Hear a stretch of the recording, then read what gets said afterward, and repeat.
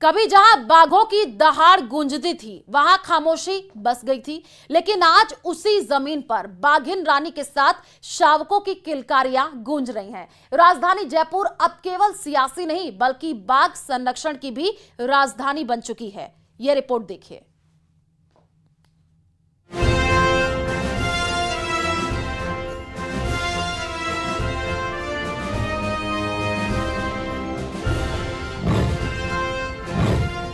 Global tiger day, बाघ संरक्षण की एक नई कहानी। बाघिन रानी बनी उम्मीद की निशानी।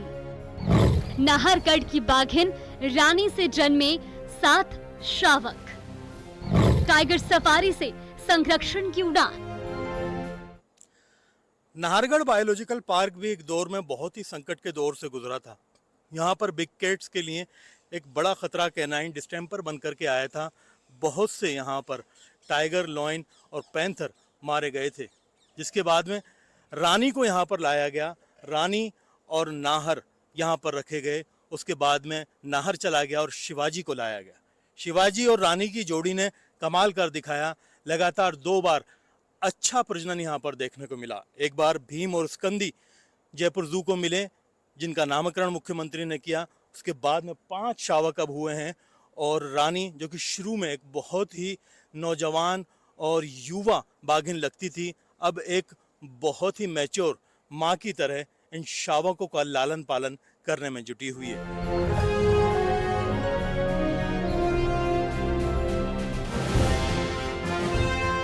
जयपुर अब केवल सियासी राजधानी नहीं बल्कि संरक्षण की राजधानी बनकर उभर रहा है।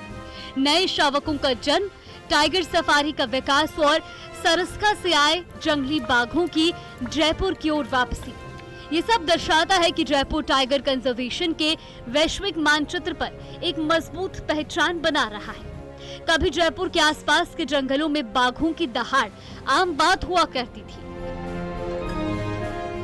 आजादी के बाद जैसे जैसे इंसानी विस्तार जंगलों को निगलता गया, बाघों की वो दहाड़ भी धीमी होती गई और 1948 के बाद पूरी तरह से खामोश हो गई। उस समय किसी ने कल्पना भी नहीं की होगी कि एक दिन जयपुर फिर से बाघों की धरती बन सकेगा।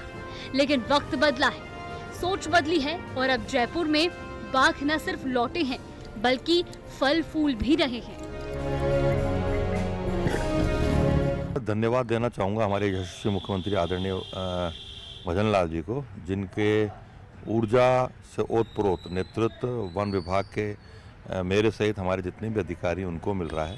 साथ ही साथ मैं धन्यवाद देना चाहूँगा हमारे वन क्षेत्र में जुड़े हुए हमारे अधिकारियों का, हमारे वन रक्षकों का, वन क्षेत्र में मॉनिटरिंग कर रहे हमारे कर्मचारियों का, जिनकी जीवटता और मेहनत का परिलक्षण है कि सरिस्का जो बाघवीन हो गया था, आज मुझे बताते हुए खुशी है कि आज हमारे पास शावकों सहित 48 की संख्या बाघ और बाघिन की सरिस्का के अंदर है।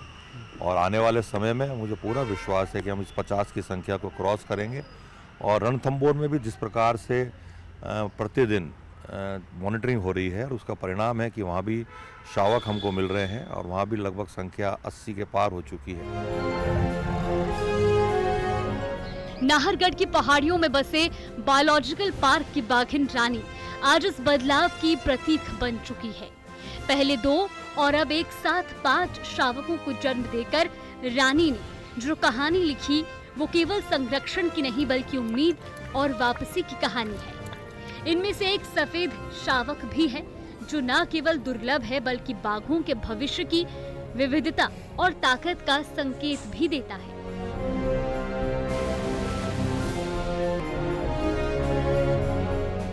आज राजस्थान में बाघों की संख्या 140 को पार कर गई है। रणथंभौर, सरस्का, मुकुंदरा, रामगढ़, विषधारी जैसे टाइगर रिजर्व तो पहले ही देश में मिसाल रहे हैं, लेकिन जयपुर जैसे शहरी क्षेत्र में बाघों की वापसी, वो भी प्राकृतिक प्रक्रिया से, ये बताता है कि यदि नियत हो तो बाघ वापस लाए जा सकते हैं। जंगल फिर से जिंदा हो सकता है।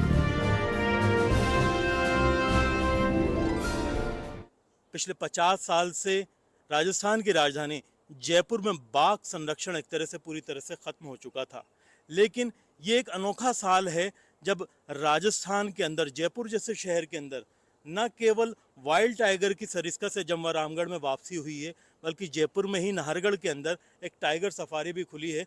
और जयपुर में ही पहली बार यहाँ पर किसी टाइग्रेस ने एक साथ 5 बच्चों को जन्म दिया है और सफलतापूर्वक उनका पालन पोषण भी किया है।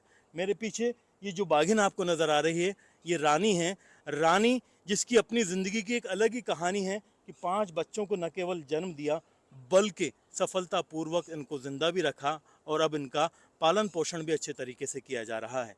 जयपुर के अंदर नाहरगढ़ बायोलॉजिकल पार्क का जितना भी स्टाफ है, पिछले 2 साल से बाघ संरक्षण के लिए विशेष प्रयासों में जुटा हुआ है, जिससे यहाँ पर न केवल टाइगर सफारी बनाने का काम पूरा हो सका है, यहाँ पर लगातार 2 बार फिर से टाइगर प्रजनन हुआ है। हालांकि इससे पहले एक बार ऐसा हुआ था कि 2 शावक हुए थे, वो जिंदा नहीं रहे थे, लेकिन पिछली बार 2 शावक रानी ने जन्मे, इस बार 5 शावकों को जन्म दिया। यहाँ की टाइगर सफारी भी गुलजार हो रही है और आसपास के जो जयपुर के जंगल हैं वो भी बाघ संरक्षण से गुलजार होते हुए नजर आ रहे हैं। उम्मीद की जानी चाहिए कि राजस्थान के अंदर जिस तरह से बाघ संरक्षण के प्रयास सरिस्का, रणथंभौर, मुकुंदरा, रामगढ़, विषधारी, कुंभलगढ़ और करौली, धौलपुर जैसे क्षेत्रों में किए जा रहे हैं, राजधानी जयपुर के आसपास के क्षेत्र को भी वैसे ही विकसित किया जाए ताकि राजधानी में भी टाइगर टूरिज्म फिर से उफान पर आए।